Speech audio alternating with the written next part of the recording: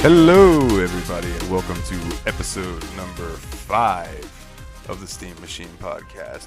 My name is Dalton, and joining me, as always, is my good buddy. This is Ryan. And this week, man, we have a game for you. A game that I truly enjoyed, man. Like, real quick, first thoughts. How did you feel coming out of this game? This game was pretty good. This was better than last week's, for sure. Like, miles better, but... Oh, God, yeah, by like an ocean. Yeah. So much better. Yeah. But before we get into that, I would like to say that two things that I saw floating about on Twitter that I was quite excited about is that Neptunia Virtual Stars, which is known as VVVVVtunia or something like that over in Japan, was announced that it is going to get a Western release, but they have not released any more details other than the fact that it is coming at some point. And, you know, we've covered one of the Neptunia games already, and I believe that this new game coming out is going to be a hack and slash. Oh, so nice. it'll be more along those lines. Hopefully it has less of the one aspect and more of the game and action aspect, but we'll see. Yeah. Good on the hack and slash for that game, but let's see if they have an actual storyline or a plot to it. Like, yeah, apparently it has to do with some virtual pop stars and stuff, so that, you know, typical Japanese fanfare. It'll be awesome. now, instead of best interviews, they're going to go for most views on social media. Yeah, who can get the most likes. Yeah, pretty much.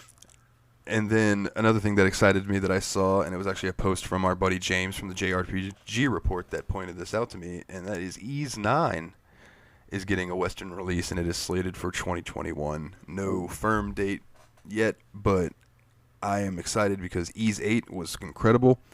I played it on my Switch, and now I am wanting to play it on PC, so I added it to our list. Oh, fun. So that'll be cool. Another series that I have no idea about. Like, well, okay, so you liked the combat in Neptunia U. Yeah. Take that and put it into a RPG, an RPG game with a full-fledged, really good story. And that's basically what Ys is. It's an action RPG. Okay. Graphics look... I mean, I've loaded it up to see what it looks like compared to the Switch on my PC, and it's a world of difference. Okay. World of difference as far as look. But, man, it's super fun. I think you'll enjoy it when we get to it. And you never know. That could be our next game. You never know. We'll see. Our randomizer's been pretty wild so far. Yeah, especially since I decided to randomize the list every time as well, too. So...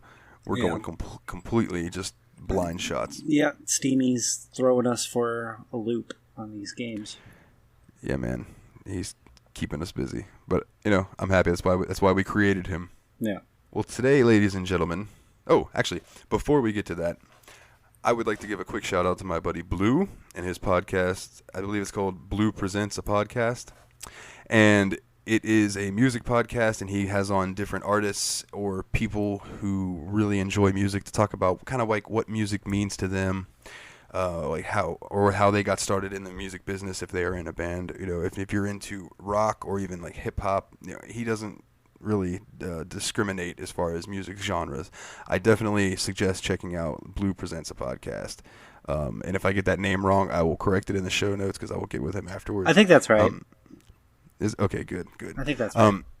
He mentioned to me that he would like to have me and you on at some point to discuss some video game music, and I think that would be pretty cool. Yeah, the soundtracks and the scores of some of these games, they have a lot of depth and a lot of story to them, and like, absolutely, some of these games would feel completely off if it wasn't for the score. Like, for instance, something like Skyrim, you take away that like epic orchestral soundtrack away from that game, it's nothing.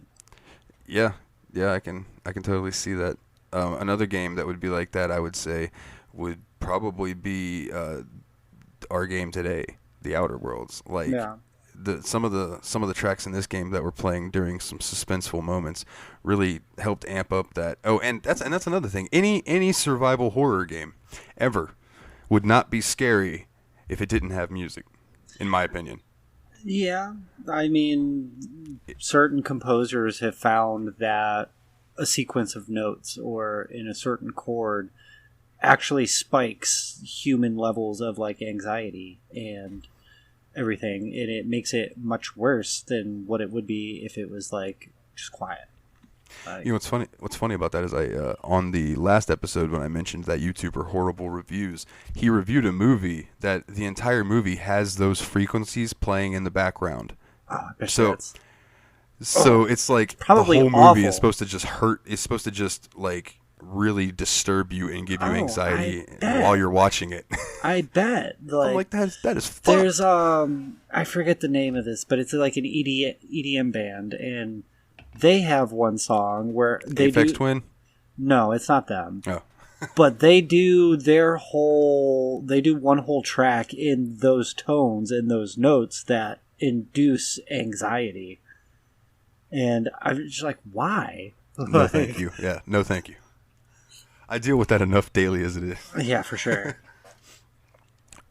Okay, so we'd love to have him on sometime too. If we ever, come across a game that's got a really good soundtrack, get him on and we'll get on here and talk about it or something. Yeah. It would be cool, man. But, that'll come up with time. We'll let all the listeners know when that comes about. But today, we played The Outer Worlds by Obsidian Entertainment. And I want to start off, I'll just give you a little history about Obsidian, because I personally love this company. I've been playing their games for a long time. And I think you have played a few of them, too, over the years and didn't realize it. Or have heard of them, at least. Yeah. Obsidian Entertainment, Inc. is an American video game developer based in Irvine, California. Oh, and I want to go ahead and preface, I got this from Wikipedia, so I just don't want people to think like I'm reading like a robot. It's just because it's written probably by a robot. It was founded in June 2003, shortly before the closure of Black Isle Studios. An ex-Black Isle employee, by ex-Isle, take two. By ex-Black Isle employees, this is the coolest name ever, Fergus Urquhart. That's his actual name. Wait, what? Hold on. It's, Are you on the Wikipedia page? Yeah, for The Outer Worlds. Fergus Urquhart. Let's see what we got. Or it might be on Obsidian's wiki page, not... It might be just pronounced Fergus. Fergus? Because he is Scottish, like... Well, I would have put an A in there and just been Feargas. Yeah. And just dressed like Scarecrow all the time. So it's probably Fergus. So, Fergus Urquhart, Chris Avalone, Chris Parker, Darren Monahan, and Chris Jones. Although they have created original intellectual property, many of their games are sequels based on licensed properties. Early projects include Star Wars Knights of the Old Republic 2, The Sith Lords, and Neverwinter Nights 2, both sequels to BioWare-developed games. The team then developed their first original game, Alpha Protocol, in 2010. And other notable works from Obsidian include Fallout New Vegas, Dungeon Siege 3, and South Park The Stick of Truth, all which are also licensed properties. South Park's fantastic. I want to point out that Fallout New Vegas and South Park are on our list. Nice. Is Stick of Truth, or is like the fractured butthole on there as well? Well, both of them are on there. Good. Both of them. I made sure. Yeah, that's a continuing story, so we got to continue from one to the other. The fractured butthole. The fractured butthole. Yeah. I remember that commercial where they would Is say the that. mobile Cartman game? just- Yeah. Is the mobile game also part of that universe? No, I don't believe so. The Quest for Cards or whatever it is. South Park's. It's like Destroy Your Phone or something like that. Yeah, that's what it is. Destroy your phone. Phone Destroyer, something like that. But So throughout the studio's history, many projects including Future Blight, Dwarfs, Alien, Crucible, and Stormlands were canceled. Due to having so many projects canceled, the company entered a severe financial crisis in 2012, and as a result, Obsidian decided to crowdfund their next game, Pillars of Eternity, which is a role-playing game from an isometric perspective, which ultimately became a success and saved the studio from closure. The team's focus then changed from developing licensed titles to creating original games based on the studio's own intellectual property, including a sequel to Pillars of Eternity, which was Pillars of Eternity 2, Deadfire. And I would like to add both of those to our list eventually. yeah, I've heard they're really good. never even heard of them.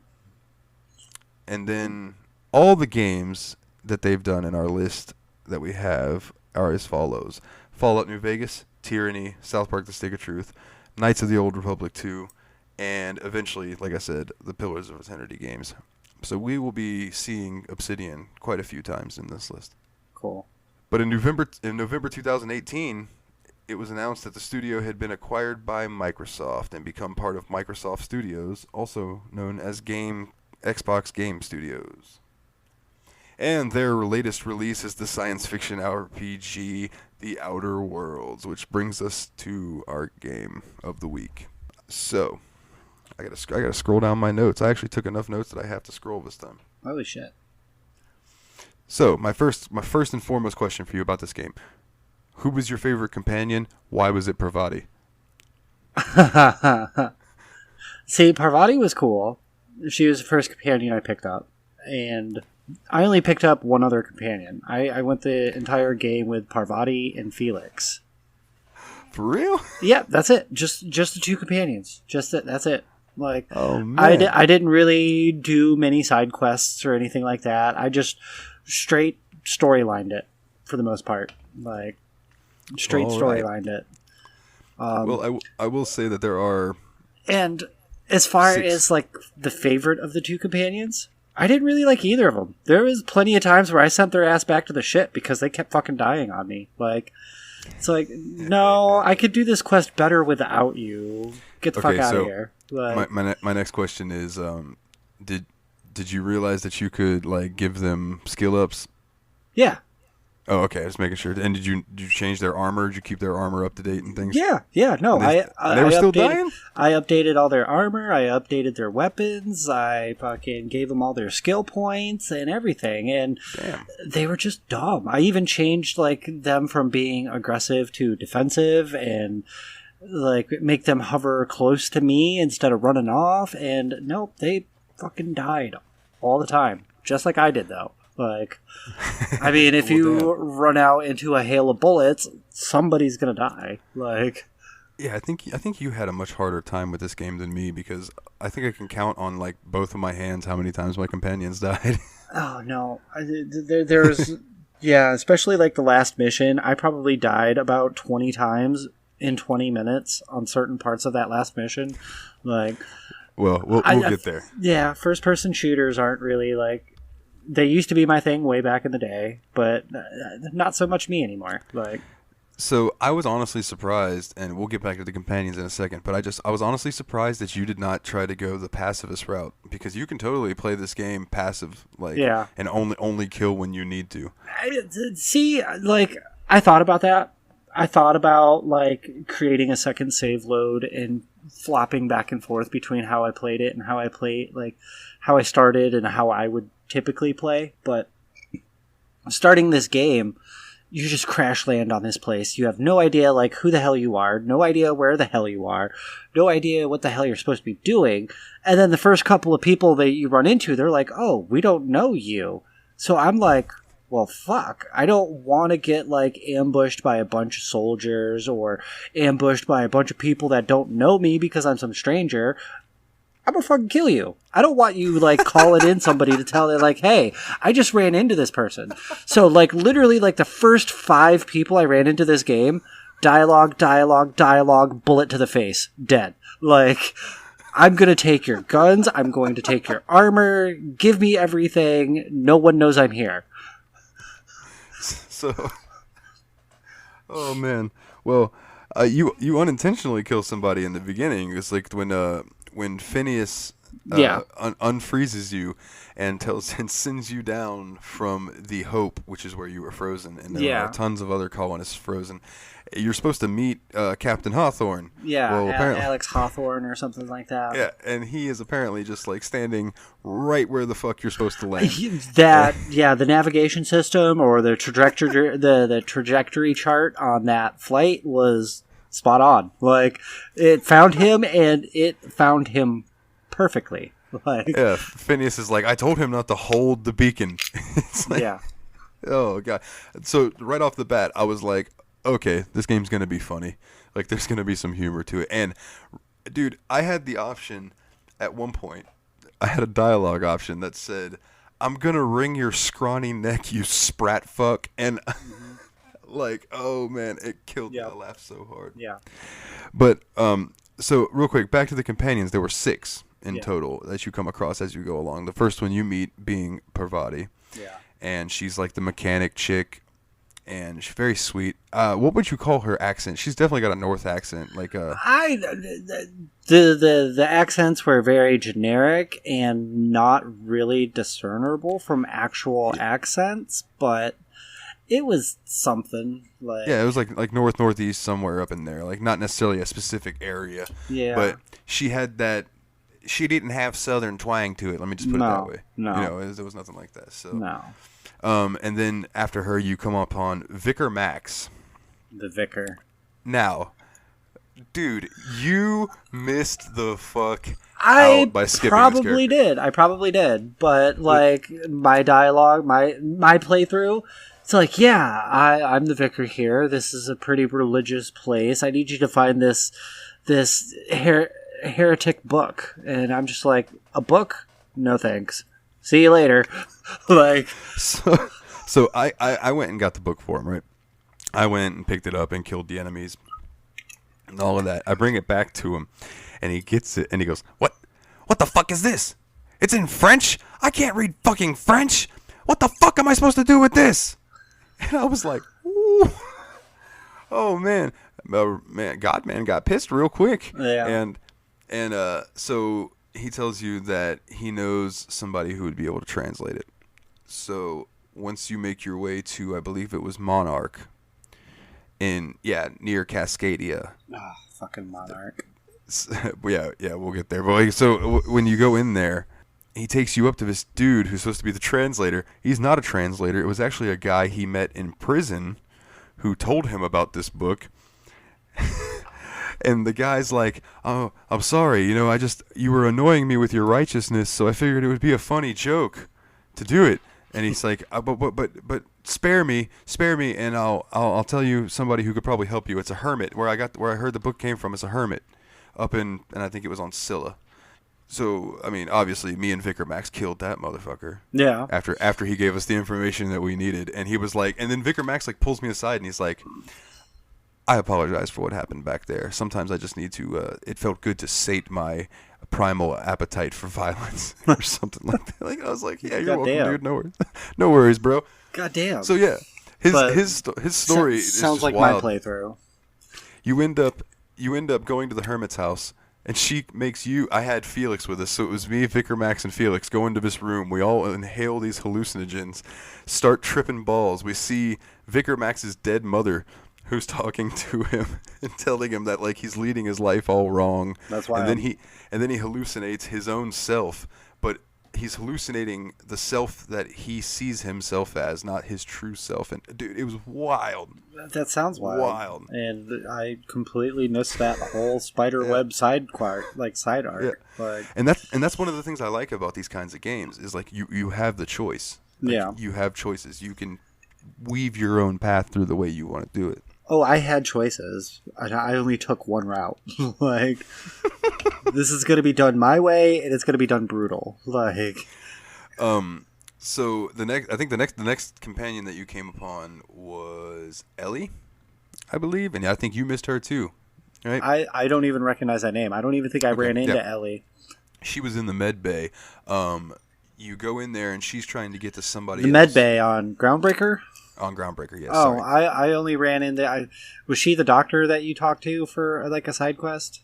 Or no, that was like Wanda something, I think. No, yeah, this chick is a. She's the only one I talked to. Right. Well, you end up settling a debt for a girl who's hiding in the med bay.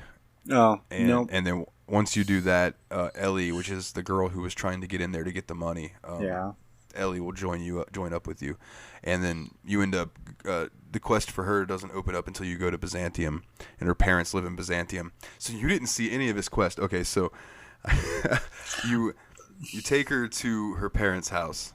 Yeah. And she wants you to really play it up like you guys are big badasses, and like when you walk in, you have the option to be like, when they're like, "Hi, nice to meet you," to you have the option to spit on the floor and be like, "Nice house. Think I'll take some of it with me when I leave." Play the badass.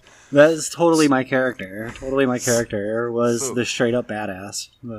So come to find out that Ellie's parents, because she had left, and they didn't want to have to explain that their daughter ran off to be like a mercenary type person or like an outlaw.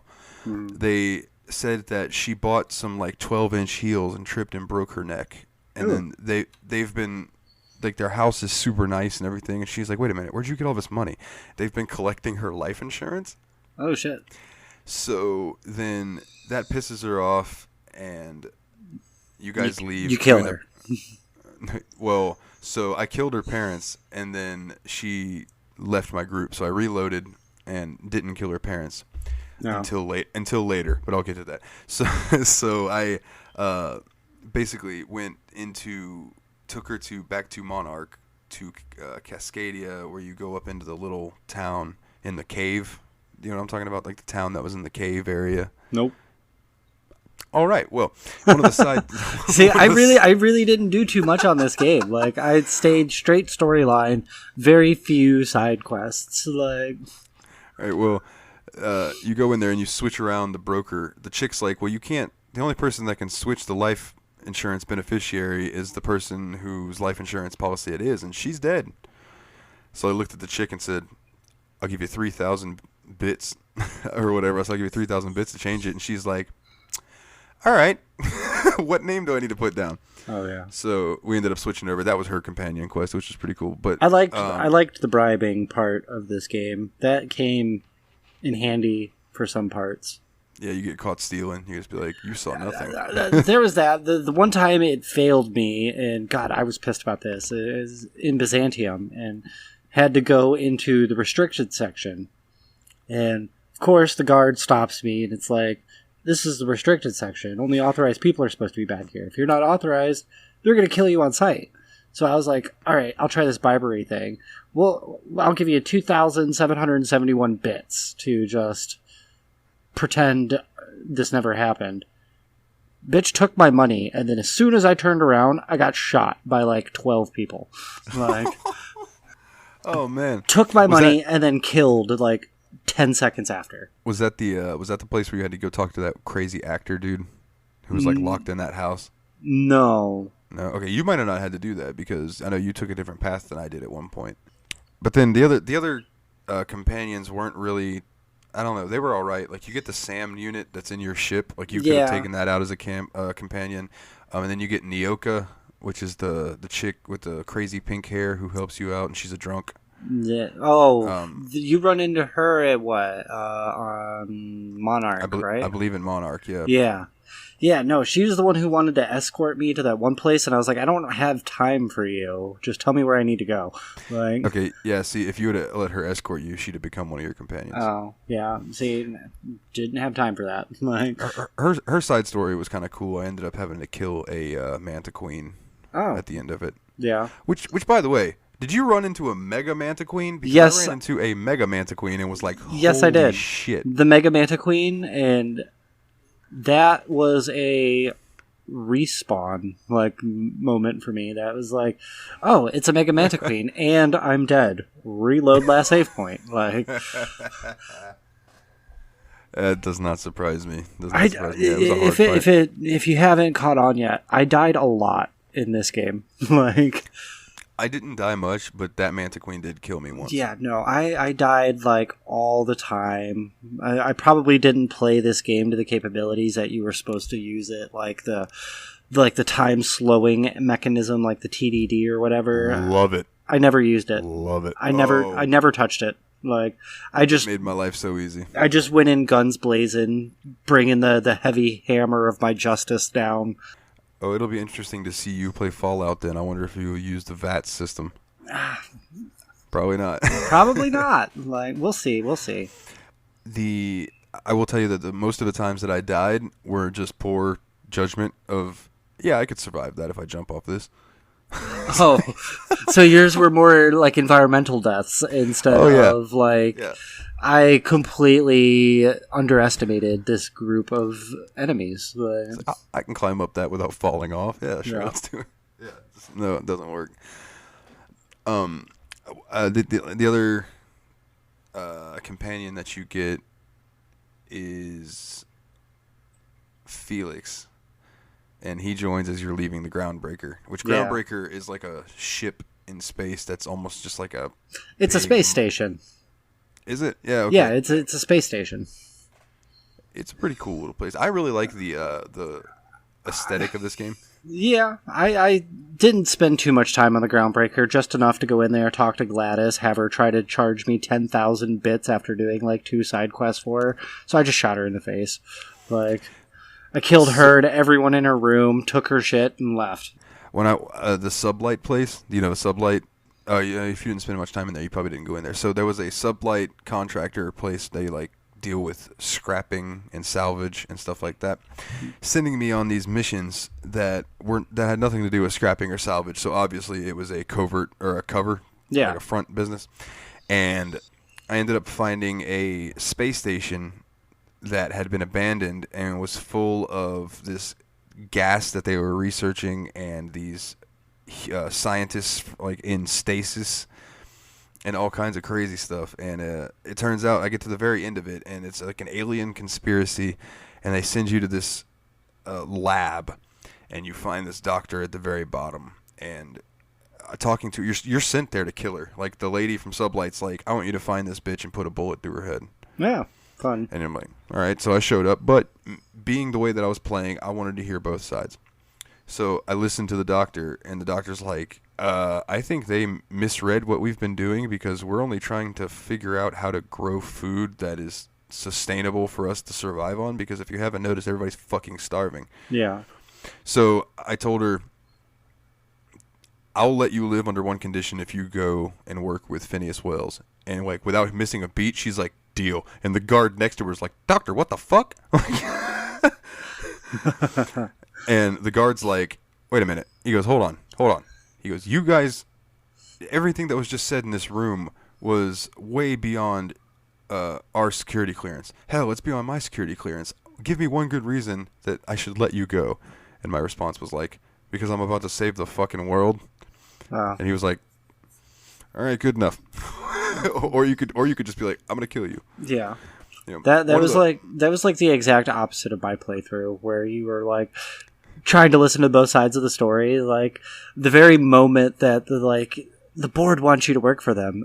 Okay, bet. What do you need me to do? It's like, oh, we need you to find this person. Do you want me to kill them?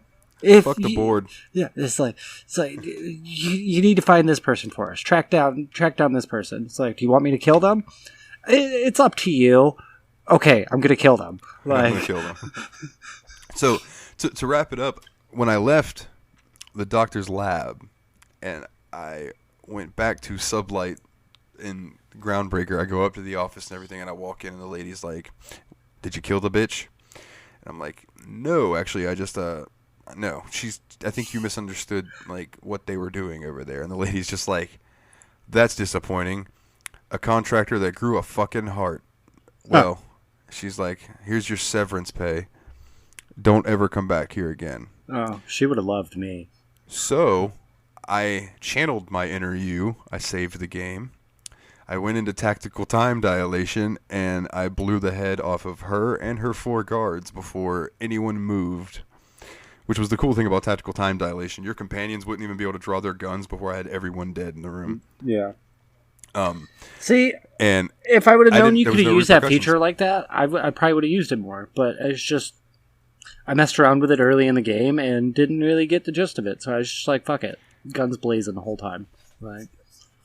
So, you know, at the end of this game, which we'll touch on the very end real quick with the cut scene at the end. I know the things that you see change based on the way you played the game, and I know you went down a completely different path than I did. Oh yeah. Whereas I saved Phineas Wells and you killed him. Oh yeah, I one-shotted that dude the second I could. Like, open that door, boom, gone.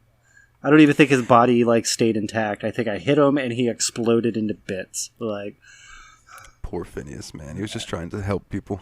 Hey, I was just trying to help the board.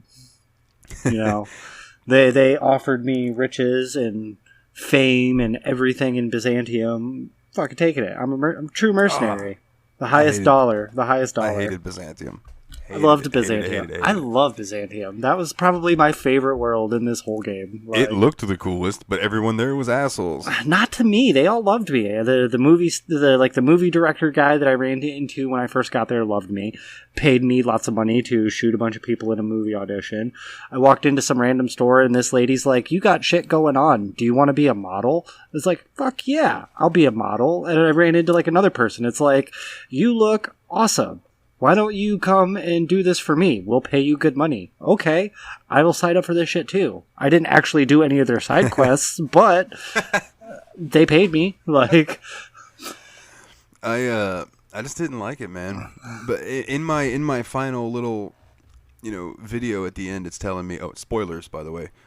We should have said that at the beginning, but I mean, I assumed. I'll put it in the show notes that it's playing that Phineas is successfully able to revive some of the scientists that were aboard the Hope, and they are then they work together to get everyone else unfrozen. And Phineas does not live to see all of the colonists revived, but the scientists that he revived and taught his knowledge while he was alive continued on his legacy. yeah, And then it ran through other stuff like Parvati. If you would have done her companion quest, she ends up falling in love with Junlei, the girl who runs Groundbreaker, and they become a couple, and it's real cute. Like, you help them set up their first date, and like you go take Parvati to go get some soap so she can clean up, and a good dinner, and then some nice clothes, and like all of this different stuff. It's really sweet. Like, honestly, Parvati was one of my favorite companions ever. yeah. So it was really cool to see her story wrap up, and then in the ending credits, that it basically gave her and Junlei a happy ever after. It was nice. So where I was talking about where it'll come back, when I went back to Byzantium and had to go into that actor's building, I just started mowing down guards because I just wasn't going to try to talk my way through it, which made all of the guards in Byzantium hostile to me, which made everyone hostile to me. So I just started killing everyone I saw. So without Ellie with me, I went back and killed Ellie's parents for pissing me off earlier in the game. And then in the end credit scene, it said that when Ellie found out that you killed her parents, she left the group and became a different person, like all this type of stuff. So like, they didn't let it just slide because I did it without her in my party. She wouldn't know about it. No, she found out. Yeah. Which I thought was cool. But the sublight, it said that basically sublight contractors fell apart.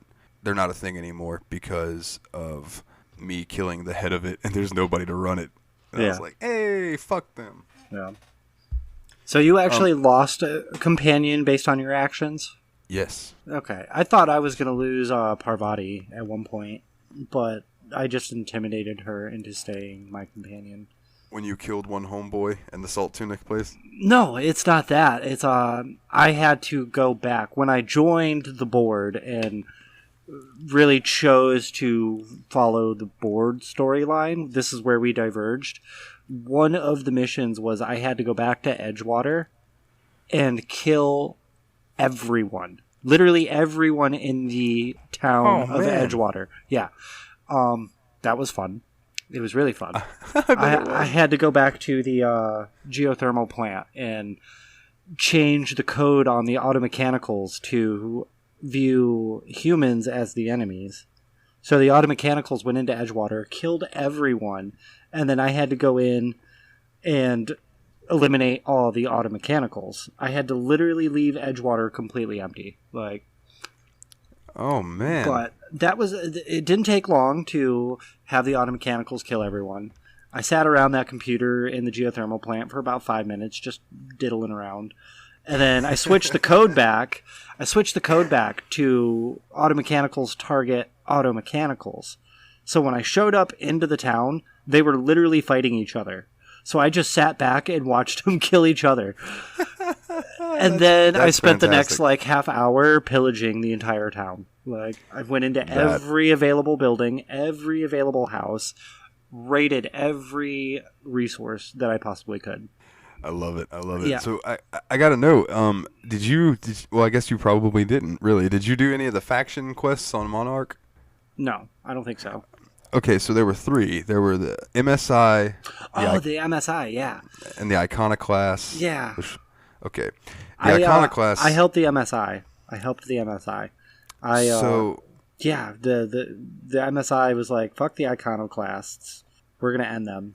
So first it starts off, you meet the guy up at the top of the mountain, right? The Devil Horn Mountain. Mm-hmm. And he's like, I can't get my radio broadcast out because of these two fuckers, the MSI and the iconoclasts. Well, the first place I go is the iconoclasts. And as soon as I get greeted by the lady at the front gate, and she's like, oh, we're like this religious commune thing. And I'm like, you're a fucking cult. You're all going to die. So Yeah. she tells me where the head boss guy is. And I'm like, all right, I'm not even going to talk to this guy. As soon as I see like the identifier on the screen showing that he's close, I get to the top of the stairs, but I don't go quite over, and aim a headshot in and down in one shot. Just kill him before I even dialogue that. Didn't even get to talk to him. Gun goes off. Achievement, like quest completed. Like silence the iconoclasts. And then they hated me. I spent the rest of the time on Monarch helping the MSI like eliminate all of the iconoclasts. Like, so I ran quests to help Sonjar and the MSI. Yeah. And then I also did quests to help out the iconoclasts. Oh. And so I helped out MSI and I helped out the iconoclasts as well. And running missions for the iconoclasts, Graham was his name. You come to find out that like he's a bit fucking wacko.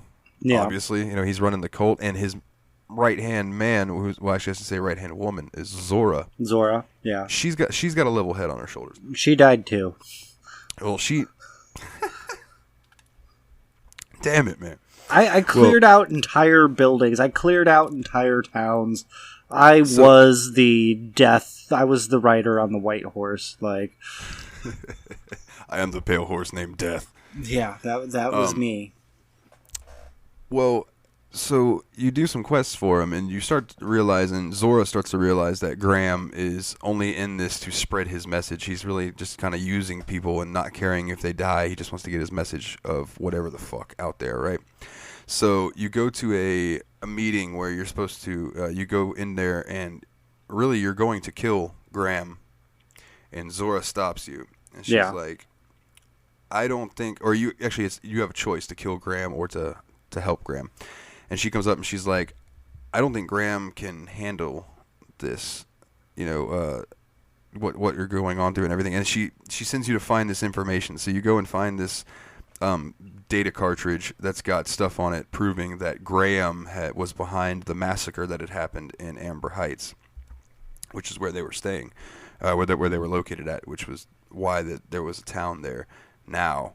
Is because all this happened where he had let pirates in, gave them the gate codes, and they slaughtered the entire fucking Amber Heights.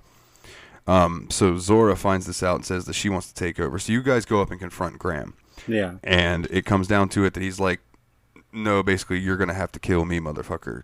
So we killed that motherfucker, and Zora took over. So then I got Sonjar and Zora to meet at a neutral location. Yeah. And have a debate, really. And I moderated it and actually fucking succeeded and made them join forces, and they became like this big powerhouse at the end during the credits. They were like, these two have really done wonders, yada, yada, yada. And I was like, fuck yeah. Yeah. Fuck yeah. So I took the complete opposite route of that as you. Yeah, except we both ended up having to kill crazy religion man. Yeah. For sure. I actually didn't watch the end credit cutscene after I completed that last mission. Having to take care of the little guy. He distracted me from it. Makes sense.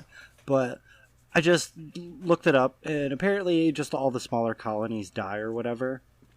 But reading into the different endings of this game, I'm pretty sure that my stats were just right, that I could have ended up with the dumb secret joke ending. There's a dumb secret joke ending? Yes, if your intelligence score is low enough, which mine probably was because I never put any points into intelligence. And I also acquired the flaw, the permanent concussion, which lowered my intelligence points even more. If your intelligence points are low enough at the end of the game, you will skip the hope into the sun.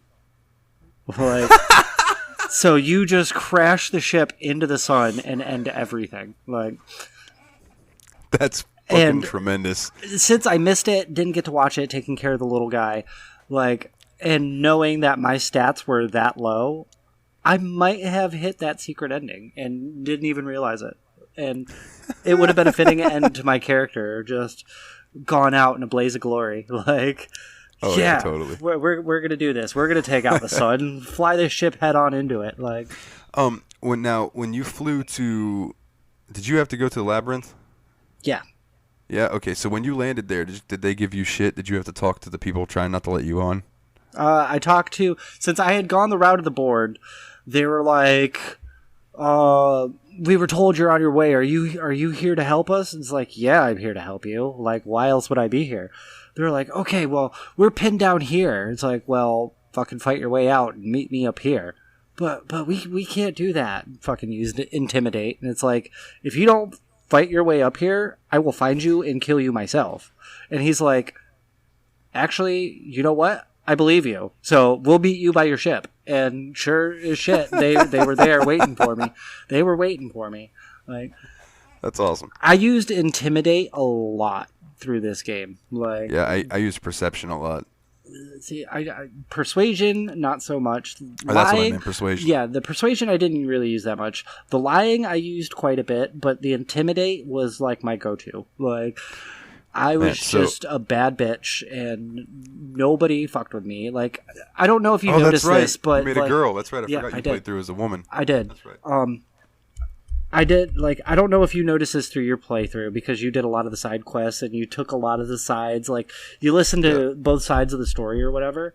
But once I started working on just like one side and one side storyline, my character started gaining a reputation of being brutal. Like, every time I would meet that next NPC that would have a dialogue of it, is like, I've heard about you. You get things done kind of well. Like, but they'd show some restraint and some fear. Like, this game picked up that I leave no survivors. Like, yeah, it's really cool how you have like that reputation thing. Yeah. And that plays really big in Obsidian's game Fallout New Vegas too, is that there's all these factions, and like you build reputation with those factions and they will recognize you. Okay. Depending on what, you know, level of that you're at. And that's one thing I really like about Obsidian, is that they pay attention to those little details. Yeah.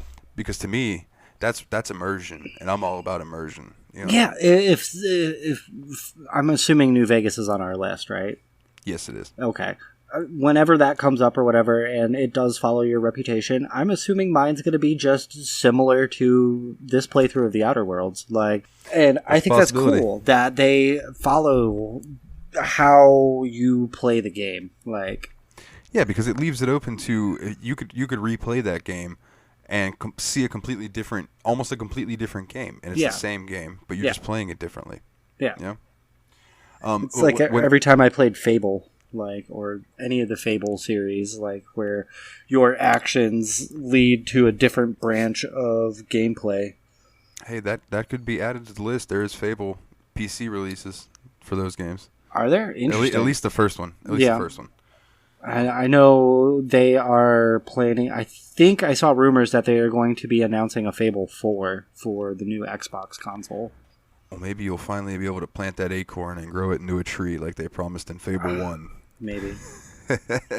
I mean, dude, don't get me wrong. Like, that would have been really cool back then. But, like, dude was just overhyping, just trying to do more than they could. You know, and it's nothing on him. He was trying to make his game sound. Don't get me wrong. I fucking love Fable. That's a great game. But the game promised to be more than it was. Yeah. And it being like a title like it was, and not just like an ever expanding universe, they had the time to really work on the promises that he made with the franchise in future releases, but didn't really focus on them all too much. Yeah. Whereas like No Man's Sky, when that released, everyone was super pissed because it had like none of the elements that the creators talked about. But you look at the game now with all of the updates they put out, it's like, this game is everything that they promised, and it's only going to get better with every future update. Yeah. Like, yeah, and that, dude, I use that game as my sole description for someone when they were asking me like, oh, well, what do you mean by like there's a a game devs need to be dedicated to their product? I'm like, dude, look at what they did with No Man's Sky. They were dedicated to putting out that product. They had to release it early to take advantage of the hype. People got pissed. But what have they done? They've released all of their updates for free. No extra charges, no microtransactions, none of that bullshit. None of it. And their game has become fantastic. Yeah. And they just released a 8 gigabyte update or so that was crossplay and a bunch of different patches to fix crossplay between systems, which is awesome. Yeah. But it's like, I remember it came out and it had like 8 million buys, 10 million players or something like that. And then within the first week, it had like dropped down to like 100,000. Dude, and it slowly built back up. It slowly built back up. With every update, it's getting better and better, and people are coming back to this game. Like, they may never have to come out with like a sequel to this game as long as they keep doing these patches and these update to it. But this game is going to live on forever and have a cult status. Oh, dude, yeah. I remember seeing like Reddit articles before there was even actually like a kind of like a multiplayer. People set up like a multiplayer type forum on Reddit so that they can just like use a certain space station as a bank for resources and shit like that. Like they had a full-fledged, I forgot what they called it, like the Nexus or something. Yeah, they had like a full-fledged like internet following, and they used it to communicate with each other, whether you could do it in the game or not. They did it, and that came from the game that at one point, Steam keeps track of how many people are playing games at any given time. Yeah, like online and stuff, dude. No Man's Sky had one player. Yeah, I believe there was one day it had one player in the whole world, and I was like, holy shit. I believe it. And now that guy is probably the top shit in the fucking game. Like, yeah, right? Absolutely. It's dedication right there. Yeah, that's also on our list, man. I can't wait till that comes up. Yeah, no, I can't wait for that to come up either. Like, although I don't even really know how you cover that game. I mean, there is story to it. There is a storyline to it now. There is. There was a little bit of a storyline when it first came out, too, having to... You could either fully explore these planets and try to unlock all of the secret words on that planet and try to find all of the different waypoints, or you could just try to get off the planet as fast as fucking possible and move on to the next one. Like, there's huge depth to that game that nobody in this lifetime, without like some sort of mod playing the game for them, will never be able to complete 100%, because it's so fucking big. Right. It is feasibly impossible to see probably even a fraction of the amount of that game. Yeah. There was over 18 or over 20 quintillion planets. That's something that's just insane. Yeah. I mean, I was hoping they would have more as far as the like, I don't know what all the updates have done. Not enough for you? No. It's the planets were all generic. You would run into the same planets over and over again. I was hoping that they would have, like, you come across some of these uninhabited planets where there's nothing but just like alien creatures, flora and fauna. But I wanted to see one where you come across like a robot planet. It's super built up, super like all cybernetics. Then you come across like a human planet where it's got like. I wanted to see planned. That's one of their planned updates. Eventually, is adding colonies. That would be fucking great. Like that's what it needs to happen. Like that would make it a true like universal science fiction game. Is having the ability to run across other things like that.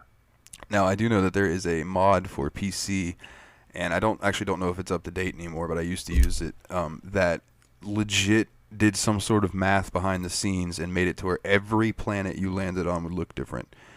No two planets would look the same, and it was cool, but it was really taxing on my old graphics card. Yeah.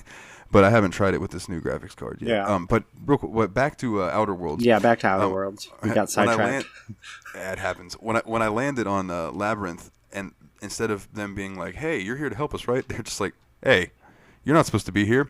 We've flagged your ship. You can't leave until you pay the fine. And the fine is 5,000 bits." And then I said, "Go fuck yourself." And he's like, "Oh, and disrespecting an officer, that's another 200. You're up to 5,702 bits plus death." Oh, well, here's 5,200 and go fuck yourself. Like, yeah, basically I told him to go fuck himself again. And then he's like, he said something else, and I used lie. And I was like, do you not know who I am? Are you serious? I'm going to have your fucking job. And he comes back, oh, is that... Oh, I'm sorry, my screen was blurry. He goes, I see it's you now, sir. Now that I can hear you, I totally know it's you. Sorry about that. Yeah. And I was like, damn right, motherfucker, let me out of this. I bitched out a lot of people like that through this gameplay. A bit just like, do you not know who I am? Like, do you know why I'm here? Okay, well, I'll just completely change my demeanor now that you've threatened me. Like, threatened my life. Like... So I start running through, and I start getting swarmed by corporate guards. But then all of a sudden, MSI and Iconoclast start coming out of nowhere to help me. And Groundbreaker comes pulling in behind me, and people off Groundbreaker come in. So I've got like this fucking army running with me. And we just stormed that place, just mowing people down. That's cool. I had no Groundbreaker help. The corporate helped me from the get-go because I told them I would kill them myself if they didn't help me. Yeah.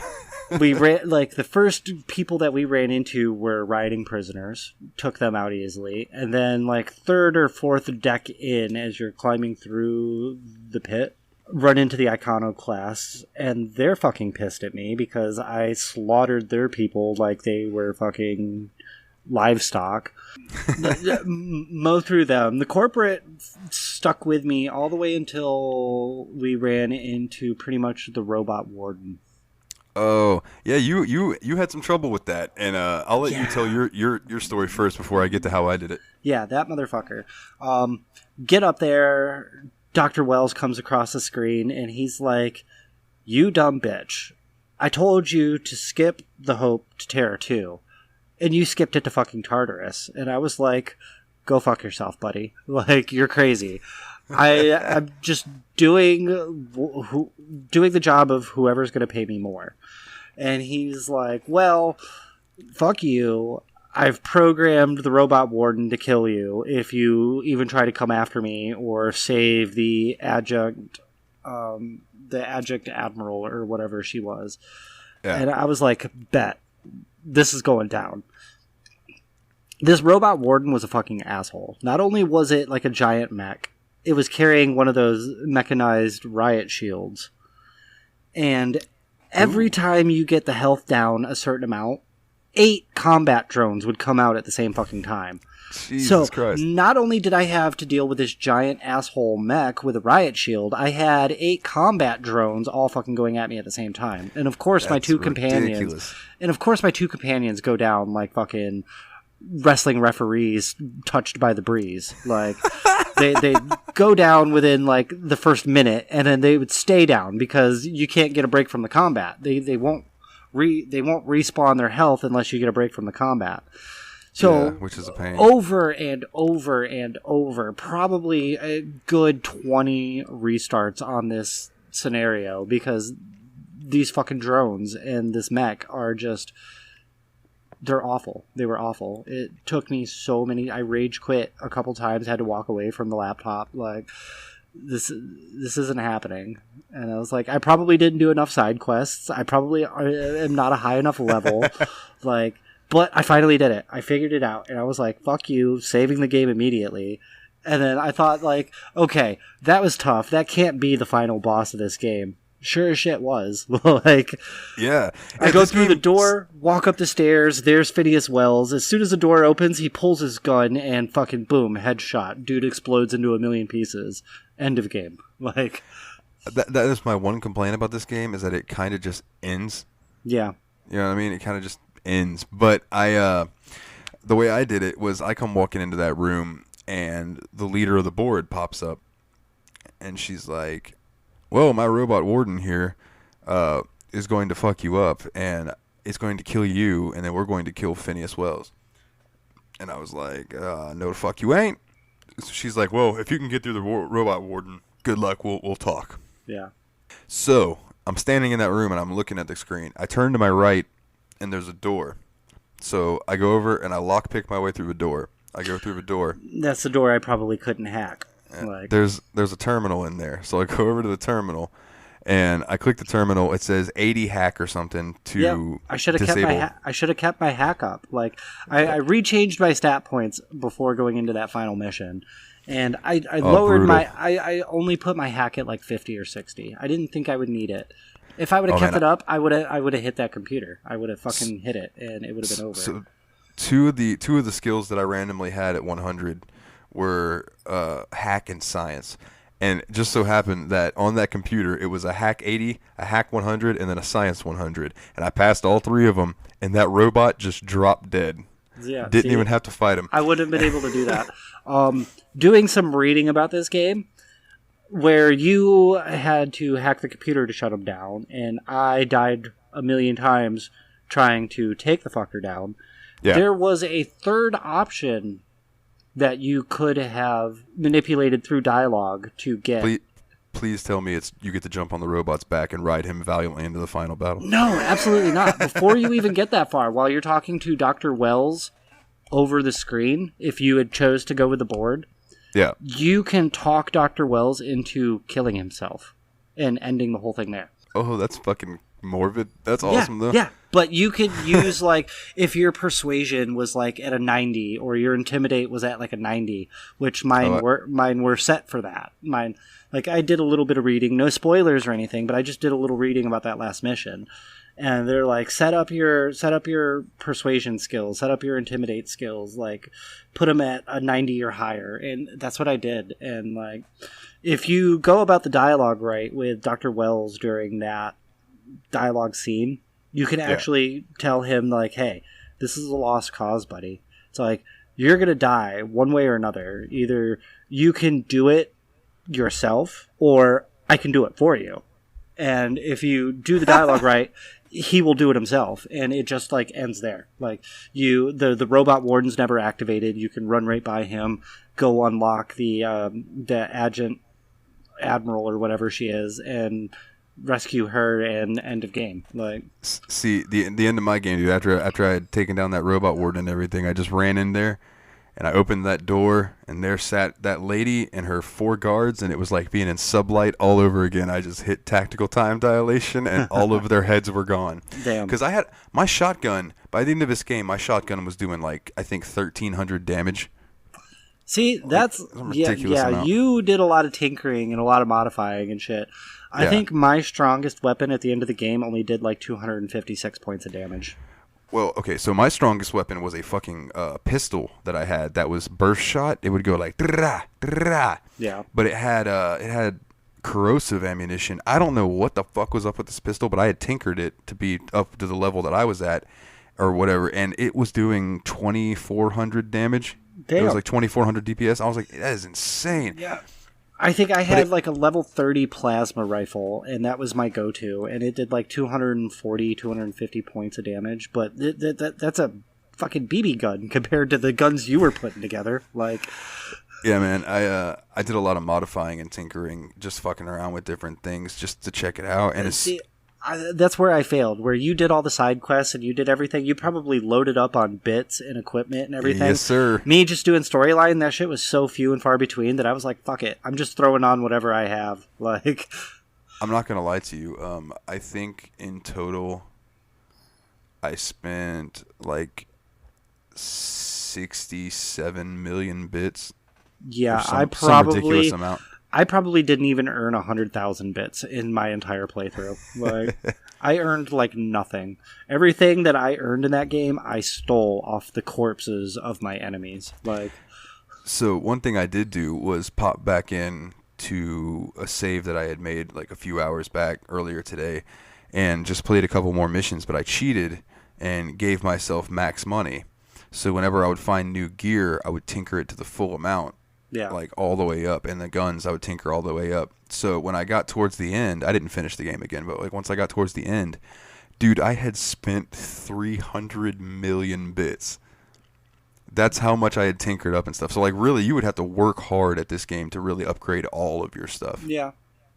It's like, I got lucky going through the labyrinth. I found some armor sets that gave me like 81 armor and like 81 helmet and everything. And then as you got further in the storyline, the weapons got stronger, higher in level. Like, I ended this game as a level 23. Like, I literally hit level 23 when I rescued the Adjutant Admiral. Like, That was it. That was it. Like I was level 29, and I think I was sitting pretty at 24 hours and like 37 minutes or something like that.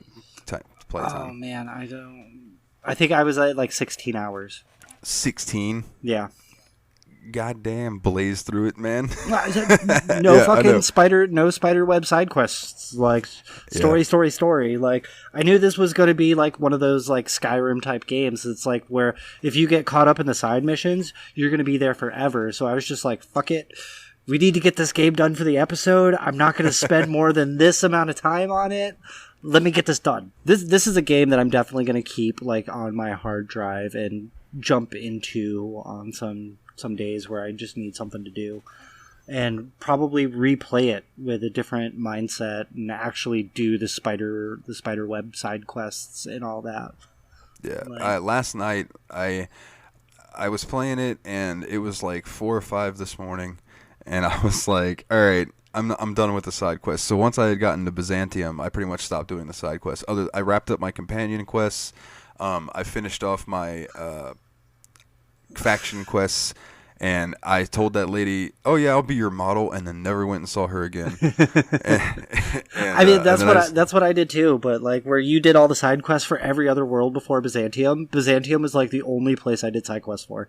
I was like, here are my people. These are the people with money. These are the people that I am being the brutal mercenary I am to be. Like, you know what's funny about that? We basically played this game polar opposite. And that's fantastic. That's how we should like try to. We shouldn't set like specifically tell each other we're going to play these games different. But I love that us playing the same game and we see how each other plays it at the end of the playthrough when we talk about it, and just know that we're two different types of gamers. Like you got you who is like 100% a gamer and is into the story and the immersion and everything, doing all these side quests, and me, the casual gamer, it's like, well, fuck, I don't have the time for this. Let me fucking just railroad this shit. Like, yeah, man. But you know, that's like I said, that's the thing I love about RPG games. Yeah, you know, it's to each their own, and that's the way I always look at life. You know, I tell everybody like, whatever floats your boat, don't let it sink your boat. That is my motto. Yeah. And I know that's the way with video games too. It's like, dude, if you like, MOBA games, then play MOBA games. Just like, don't be like those people who were playing, World of Warcraft for days straight and then drop dead.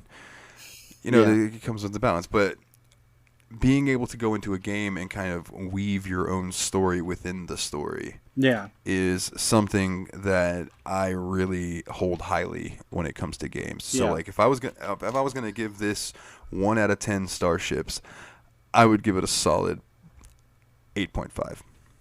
That's not bad. I'm gonna go 7.5. Okay, fair enough. Fair enough. It's a good game. It's a great game.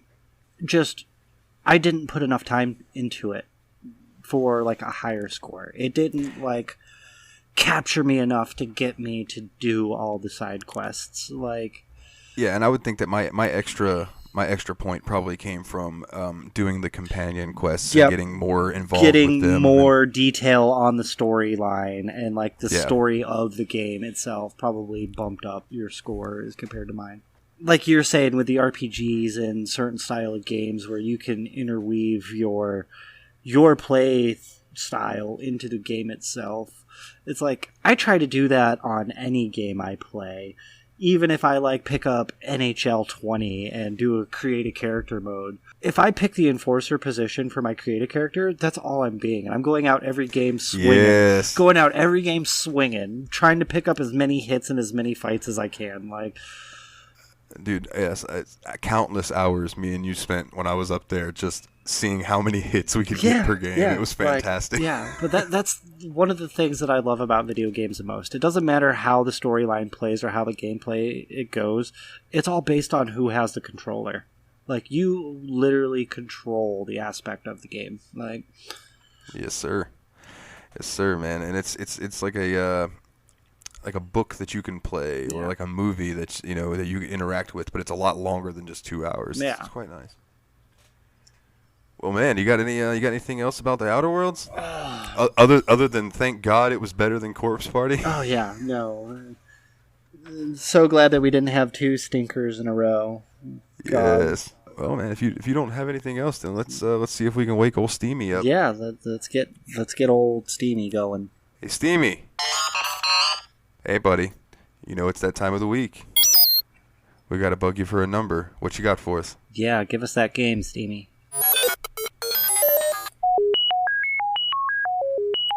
All right, it's looking like it is 710. Thank you, Mr. Steamy. We will see you again next time, bud. And if I just reference my list real quick, it seems like 710 is The Last Tinker, The City of Colors. Another game I have never heard of before. This is a game that I've never really heard of before. I got it in a bundle, and I've played a little bit of it just to see what it looked like. And I can tell you it's a very pretty game. Oh. The graphical style is very, I call it homey. I don't know how to other describe it, but I call it just homey. Like it's very comforting, I guess would be the word. It's a comforting animation style. You'll see what I mean. And everybody talks like the old Nintendo 64 characters. Yeah. All that jazz. Yeah. But other than that, I've never dove into it, man, so I'm looking forward to it. It should be fun. It's I looked it up on howlongtobeat.com just now, and it's saying that for just the storyline, without doing like little extras and collectibles and stuff, it's about 6 hours long. Yeah. So 6 hours. We may be pumping out another episode tomorrow. Like. Yeah, that's what I was gonna say. Yeah, we may be putting one out in a day or two because this is not a very long game, so that'll be cool though. Give people more to listen to. So if you don't have anything else to say about that, I think then we'll just go ahead and throw our social media out there. You can find us on the World Wide Web at facebook.com/the Steam Machine Podcast, or you can pop over to Twitter at Twitter/Steam_podcast. We are available wherever you get your podcasts at. And if you do not know where to get a podcast at, or you don't feel like messing with us in any kind of apps or anything, you can also go to YouTube and type in the Steam Machine Podcast, and we will show up there as well. Usually about a day or so after the episode. But sometimes I do it in the same night. It just kind of depends on how I'm feeling after I spend the time editing and such. Yeah. But man, we just want to thank you guys. We've been getting some good feedback about the show, and I personally really appreciate it. I know Ryan appreciates it as well. It's for the love and people checking us out and sharing the episodes and things like that. We really appreciate you guys. Yeah, for sure. Thank you all. And I think that's about gonna do it. So he's Ryan, I'm Dalton, and everyone out there, take it easy.